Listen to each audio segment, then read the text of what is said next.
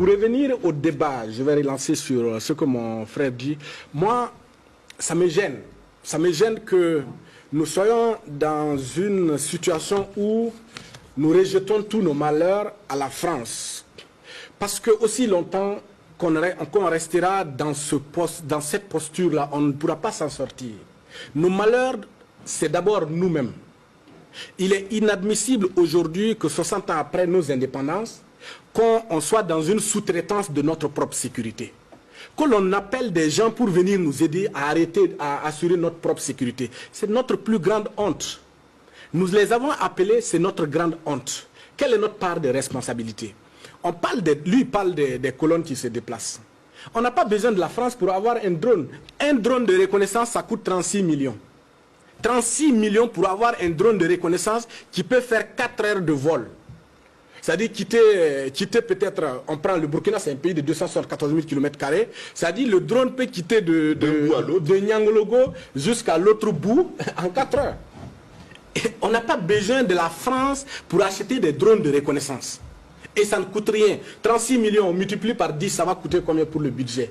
Si on continue aujourd'hui d'avoir des pertes militaires, dans des convois où on dit, bon, ils ont été attaqués, il y a eu une embuscade, bon, s'il y a une embuscade, ils ne peuvent pas s'en sortir. C'est parce qu'il n'y a pas de drone. Un drone, ça coûte 36 millions. Est-ce que c'est à la France de venir dire à nos autorités que vous pouvez acheter un drone de reconnaissance? Notre responsabilité, elle est entière.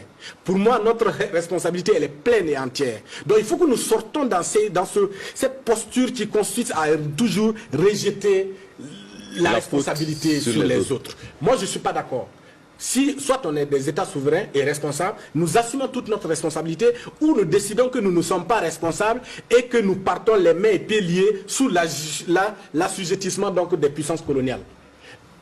L'indépendance, elle est d'abord dans la tête. Si nous ne sommes pas indépendants dans la tête, politiquement, militairement, on ne peut pas être indépendant. 60 ans après l'indépendance, voir que l'Afrique fait appel à qui que ce soit, quel que soit le partenaire, même si c'est un Chinois, quel que soit le partenaire qui va venir nous aider, c'est une honte parce qu'on a échoué dans l'œuvre la plus essentielle qui garantisse notre souveraineté, c'est-à-dire avoir une armée à même de défendre l'intégrité du territoire et d'assurer la sécurité aux populations et à leurs biens. Oui, et Xavier.